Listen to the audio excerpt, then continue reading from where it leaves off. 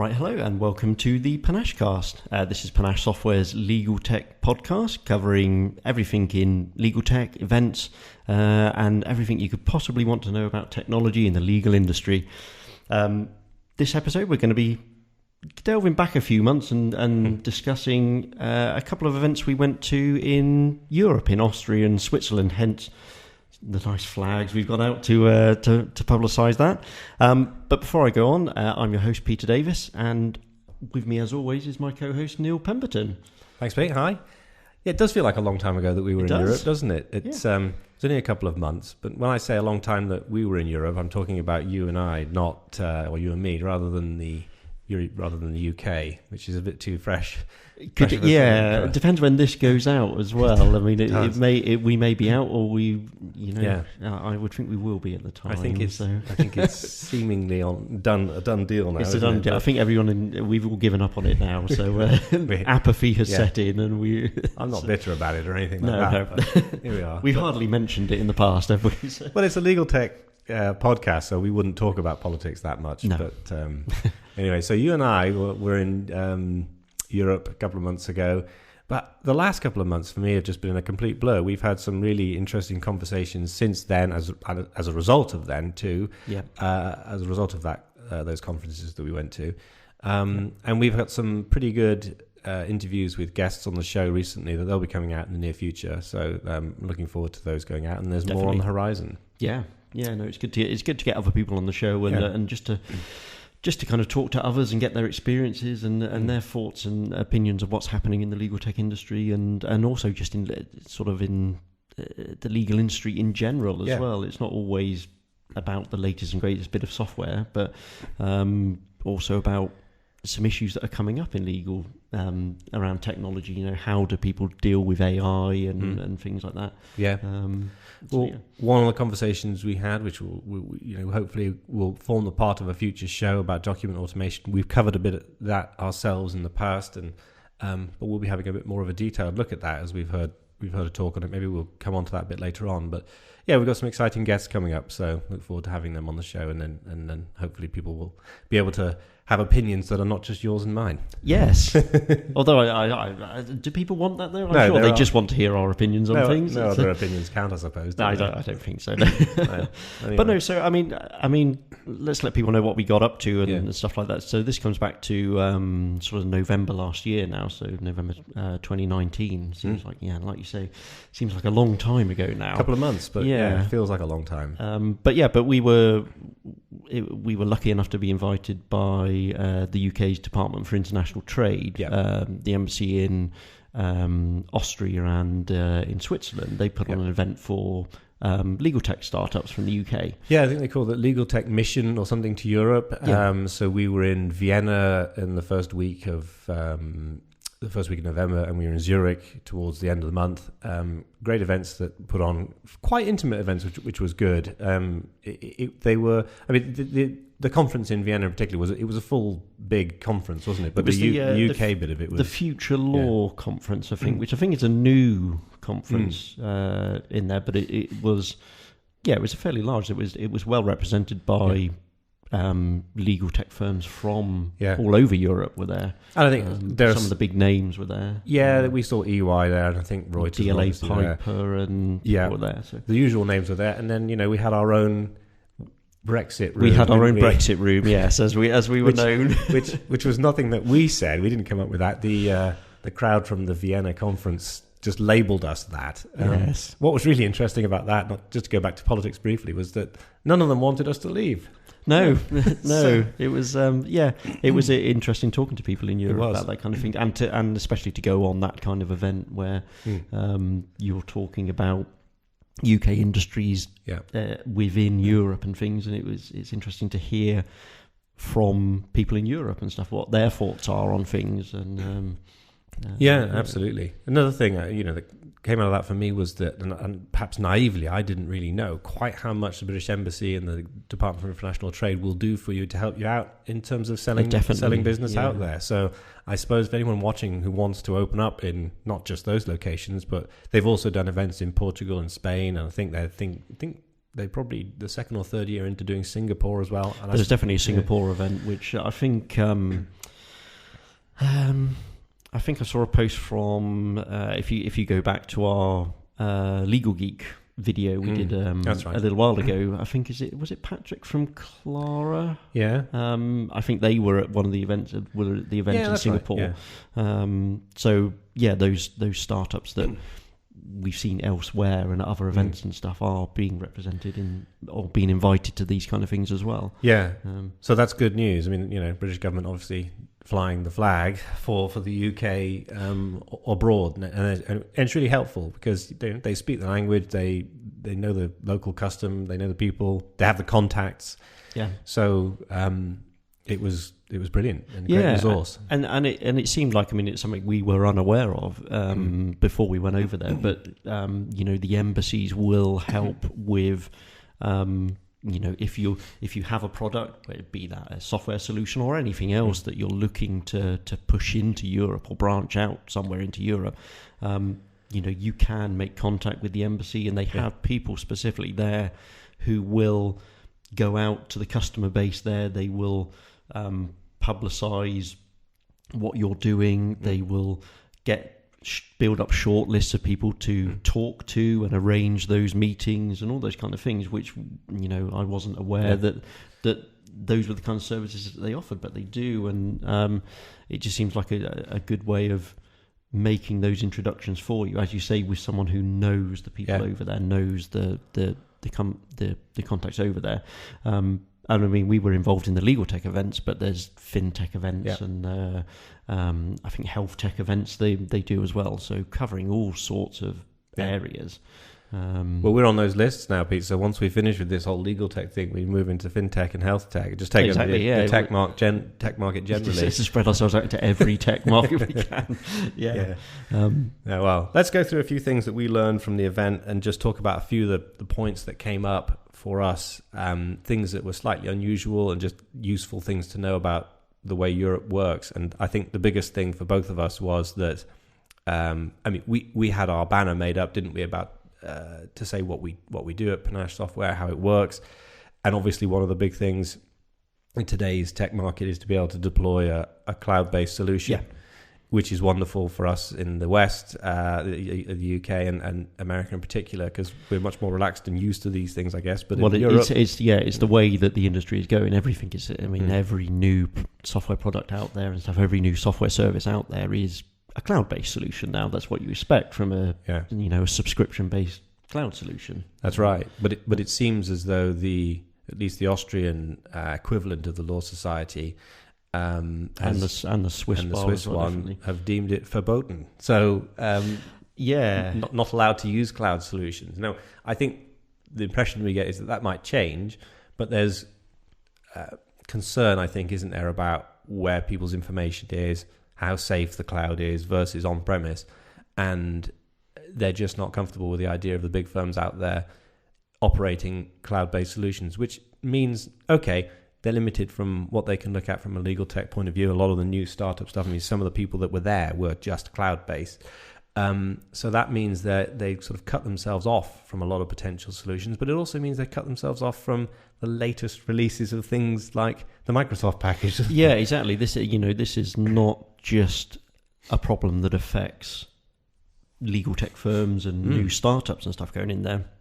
The discussions we were having were that a lot of these law firms and stuff can't use like the new Office 365 subscriptions and things like that, anything cloud hosted. They're locked out of using these kind of things. As Neil said, there seems to be that there's some leeway coming on that now, mainly because it's one of these situations where those firms in those countries, especially the law firms who are locked out like this, they can't really compete with people in other countries anymore, firms in other countries who are open to this, who are able to use these new pieces of software. But there are definitely some very specific laws, especially in places like Switzerland, whereby you cannot hold data about clients on someone else's system and things like that, which, these are difficult laws to get around for those firms. So it was definitely a bit of an eye-opener for people. Sure, and something that, we just assume naively that because this isn't a problem in the UK, you can launch as a UK startup, you can launch a brand new cloud-based solution, and you think, brilliant, actually I can scale to anywhere in the world because it's cloud-based, it can be hosted anywhere. Suddenly you try to move it into Europe and people just aren't, they're actually forbidden by the bar associations from using that software. So you have to begin to look at, if you've got a cloud-based solution, you may have to hold it in data centers which are in Switzerland. And I think that, having had a look at it, I think that Microsoft, one of their Azure data centers is in Switzerland, probably for this very specific reason. So you may find that you have to ensure that you have, if you've got any Swiss customers, that software is hosted in the Swiss data centers and things like that. Good news for us, as we use Microsoft Azure, so we're okay. and I'm sure, I'm sure that Amazon and Amazon AWS and Google and things have those data centers as well. But it's another thing that we hadn't really thought about. And it is interesting, I think, for new tech firms, that there may be these limitations that just because you can use it in the UK, you can use it in the US, then it's fine. Maybe not the same in Europe. No, it seems not. Well, another interesting point that came out of our visit there was how receptive the firms are out there to working with the UK startup companies. There was a lot of interest in the room that we were in, and there was a mixture of solutions, wasn't there, in the room that we were in? There was the usual reference to AI. iManage were there, and they I think they own FileSite, so that's no AI. Well, they may have AI capabilities, but that's not what they were there displaying. There was regulatory review software. There was matter management software. So there was a whole range. The full VisiRule, I think, to do sort of workflow management and things like that. So and Matter.cloud were there. So there was a lot of the breadth of offering was quite wide in the room that we were in alone. And they were all very interested in what we were doing in the UK, and no qualms about further discussions and follow up and working with us in addition to whoever they're working with now. Which was nice. And I think that goes to show that if you're aside from the issue of cloud-based solutions and things, which it sounds like people like the Future Law event and stuff are working with the Bar Association to try and help with that and put understandings in place that it is safe to use these tools. But it goes to show that if you are offering these services, if you are producing these new pieces of software and these new solutions, look to make them multi-language and things. Look to make them applicable to European markets, because actually people are happy to use it. They're not shied away just because it's a UK-based solution. They were more than happy to talk to us. Really interesting to see what we were doing, which was often stuff that wasn't available where they were, and maybe things they hadn't thought about. So we had a lot of long conversations with people that which was particularly interesting, because they mix of firms in Austria, at least, seemed to me to be based much more over in Austria and to some degree Germany, but they didn't seem, at least, to spread too far beyond that. I didn't recognise any names as operating out of the UK. Slightly different for Zurich. A lot of English people in Zurich. There's quite a few. I mean, I think especially in Zurich, I think there's a lot of UK lawyers working in firms in Switzerland and things like that. So they have that connection with the UK law market and the UK law software. I can think of worse places to work. It's pretty nice. And a lot of banking people there too. So, it's a big market. But yeah, it was.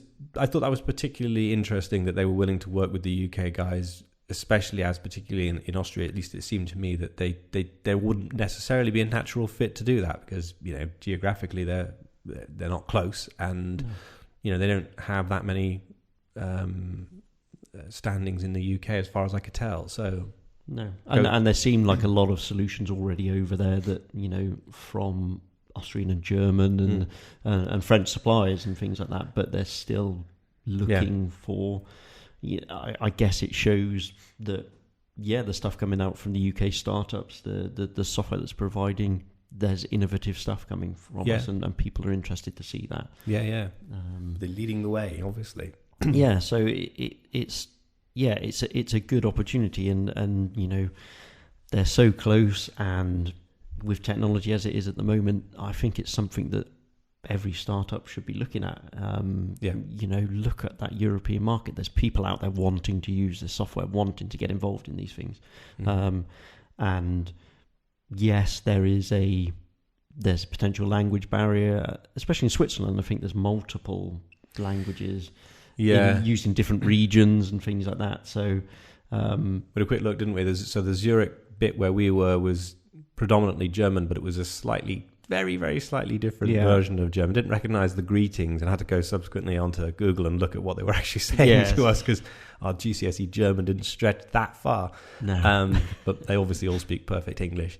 But you're right. Yeah, there's Italian and French and German all spoken, and others. Yeah, and I think some of the rules in Switzerland were that the law firms were multi-language within the country and things like that, so had to accommodate that kind of multi-language setup. So it's something to think about, that can your solution be translated into multi-language. I know that Matters.cloud, who were over there with us, they support multi-language in their system, and I think it's a potentially a costly investment to do that, but I think it's worth it to open up that market to you and make it easier for you. I think that's right. And also, this is not a tech point, but I think it's probably worth not underestimating sometimes, although they do speak absolutely perfect English, there is still sometimes the occasional bit of language barrier where we might take phrases in the UK to be just taken for granted. I had a discussion with someone just the other day where in English, in at least in terms of a legal negotiation, you might say, well, I don't entirely agree with you on that point, which actually means I don't agree with you at all. Right, okay. But as I far thought you didn't agree with anyone anyway, so that is your usually. That's why I'm always saying I don't entirely agree with you. But actually, if you were a foreigner and you spoke perfect English, you might not necessarily understand the nuance to that actually what I don't entirely agree with you means doesn't mean there's a smaller bit that I don't agree with you. It means I don't agree with you at all. Anyway, that didn't come up in our conversation, but it came up in the conversation I'd had with somebody over here subsequently who does a lot of work with Europeans, and I thought that was quite interesting, and I think it's true. So I mean, those kind of things are difficult, aren't they? And they're things to be aware of, but I think the opportunities are such that I know from what we've been doing and things like that, where as a UK startup, I don't necessarily look at our market as limited to the UK firms and things. Why do that anymore? The world is open with able to host software anywhere now, and the ease of moving data about, the ease of communications and remote working and things like that. The world is open to these things now, and Europe is so close. That why have the language barrier as the problem there? That's something easy that you should be able to get a workaround. Yeah. Well, I think the embassies will become that much more important for us now that we're Brexiting. I think that's a good point, and I think it's one of those things whereby the embassies have been there previously to help firms branch out into Europe. I think that is going to be even more key now that once Brexit has once that's finished eventually, to maintain those links into Europe and stuff. Those embassies are going to be, and the people in the Department for International Trade and places like that, they are going to be key people to cut through those. I know they suggest there won't be any, but there's going to be more red tape. There's going to be more barriers with working within Europe, and they are there to help. And they put on these events and they get involved in the communities over there. So use their services. Yeah, definitely. Let's give our thanks then to the individuals that were most helpful to us, who organised the events and frankly just made some good introductions for us. So in Vienna, it was Miles Fisher and Sunil Kumar, the British Embassy in Vienna. Obviously, I think Sophie Martinez, she was founder of Future Law. She was just in Vienna, wasn't she? But I'm sure Sophie Martinez was, Future Law were the people who were actually putting on the event that we attended, or that the Department for International Trade had their stands at. I think she was mainly, they are Vienna based and in Austria. But Miles and Sunil from the British Embassy there were, they were great, and they definitely knew the people in the industries over there. They had really good working relationships with them. I couldn't fault how and the setup they put in place and things was superb. It was great, and also they managed to get speaking slots for some of us, didn't they? So that was a great opportunity for us to actually stand up in front of the audience and tell them about who we were and what we were doing, and people are very receptive. So it was great. No, it was a great opportunity. And then in Zurich, we have Marie Gao from the British Embassy and Mike Johnson from the British Swiss Chamber of Commerce. And Mike emailed us straight away afterwards saying, well, great news, guys. Hope you enjoyed it. And incidentally, one of the first comments he had from anyone was to ask about what we were up to. So ideal. And thank you to all those people for helping and supporting what we were doing, and everybody else. Yeah, and I think that for because of the closeness between the embassies in Switzerland and Austria and things, I think they ran this as a joint event, because they're fairly small, but they've got close links, so they were able to organise them at the same times. It was great working with them.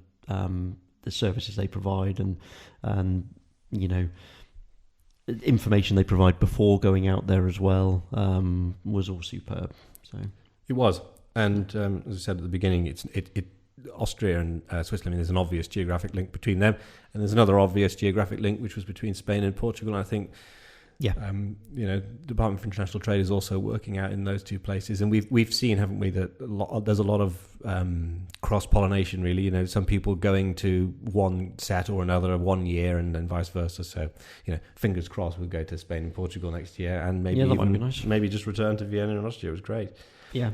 And then finally, do we just want to go quickly on to some of the interesting people that we met that were sort of attendees and presenters? And we had a stand, didn't we, next to Radar, Gary Gallen, who founded Radar, who's a former DLA partner. And that was really interesting for me, because I wouldn't have classified what Radar are doing as a legal tech solution. I think, hopefully he'll forgive me for saying if I get it wrong, that he's operating a law firm which is really harnessing and utilizing technology to sort of deliver a much more efficient and better legal service. And so he is a sort of pioneer of using legal tech, I guess. But really interesting company. And he was at both events with us, and he spoke at both. And he had this fantastic. It's a sort of it feels a lot like Siri, doesn't it? And I can't remember what he called it. No, I'm struggling as well. I thought I should have looked that up beforehand because. But he had his platform that Radar use has a sort of ability to talk to it in a chatbot sort of way, albeit through voice, and it was really interesting to see what he's doing. Now that that's going to go from strength to strength, I'm sure, as his business seems to have. So they were offering, they offer their sort of legal services out to a wide variety of other firms and things like that, and other organisations. And they had a chatbot that they used there, which you can ask for legal questions on, and it does those things that you would now expect. It will look through its own information to provide you with what it knows about what you're asking, but will then also delve into the pool of what other people have been asking, so that you can. It's learning, basically. Yeah, absolutely. The more questions it gets from people, the more it knows how to categorize the data and things like that. So it can, if it doesn't necessarily know the answer straight off the bat, it will provide you with similar questions that other people have asked and things like that. So really interesting stuff. So again, like you say, someone who's offering seem to be predominantly legal services, but also utilizing their own legal technology as well within that. Yeah, and interesting solutions. So and he's obviously doing very well, because I saw a post that he put out the other day. I think he's just hired a new finance director, or maybe CFO, I'm not sure, and then maybe an operations person as well. So he's obviously doing very well. Yeah, and I think they were involved in the Footsie Incubator as well. That they're at the stock exchange. Yeah, I think they're also at Barclays Eagle Labs. I think they might be. I'm not sure whether it's a sponsor is the right word, but they're one of the sort of one of the names associated with the Eagle Lab. So he's obviously doing really well. I did feel a bit sorry for Gary though, because he had to shoot basically both times, didn't he, to get back for other appointments. And he had long travel times, I think. Ridiculously long travel times. And also he'd had meetings lined up before the Swiss event. So he'd gone from sort of straight from one meeting into doing a presentation, into doing a bit of networking, and then straight back to the UK. So yeah, I mean, it should be noticed that these events were, the main event in Austria was a day, which was quite a long day, full day to be stood at the stand, but like any other trade show you would go to here. The event in Switzerland was much smaller, much more intimate, and was just an evening thing. Yep. So it's one of those things where we found people flying in the morning, doing their bit, and then flying home late at night. That's certainly what Gary was doing. Yeah. So they can be busy days. Yeah. But yeah, a nice mix of people and venues. And it's not that we didn't get enough time to go around and visit the local Starbucks and test the cinnamon swirls in each location. Yeah, I mean, you would think the UK ones. Yeah, I mean, you would think we'd branch out and do something a bit more local, but we went for the usual Starbucks. At least you know what you're going to get. The science people, Pete. We have to test everything based on a foundational control group. Yeah, that's fine. Let's also mention Catherine Bissett, who came to see us. She's founder of Nerds of Law, which I think is a good name. So. It's a great name, Nerds of Law. Like you said, when I called you a coding monkey, I'm not sure I like being called a nerd, but I suppose it is probably true. I think it's okay. I think it's okay to call yourself that. Yeah, that's true. So, it's probably cool to be a nerd now, isn't it? Exactly. But I mean, I think she was really interested in the technology and things like that, and I think she does a lot to sort of champion new technology in law firms, knowing that some law firms potentially aren't that strong in bringing in new technology. Yeah. I don't think we're surprised that that's the case in Europe as it is here as well, that people are still slightly behind things like the financial services, which have embraced technology. Law is, wherever you go, still seems to be lagging slightly behind. And I think, that people like her are there championing the ability to use these new technologies and also pushing how easy it is to get up and running on this, and she was particularly interested in things like open source solutions, which we spent a lot of time talking to her about. And, we did. It's interesting to see that the same challenges exist. We always think of ourselves as we're the only people doing this kind of thing. We're the only people who are suffering from these problems.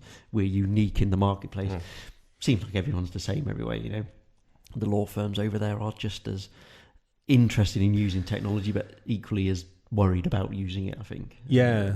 I mean, that was interesting, wasn't it? I mean, you might think, and we might think that we're on a sort of high perch, that we're further ahead than everybody else, and maybe in some respects we are, but I didn't get that impression. I got the impression that they're equally as far ahead, and they've got the same challenges, and they're all looking for the same way of being more competitive and providing better service and so on. Maybe we should see if we can get Catherine on the show at some point in the future. Yeah, I think so. She'd be a really interesting person to talk to. Again, anyone who's thinking about branching out into Europe, I'm sure she'll have plenty of advice for them. Yeah, but look up Nerds of Law and see what they're doing. And I think they hold a lot of events and things where they go to talk at events and stuff and talk about technology and things. So certainly look them up as well.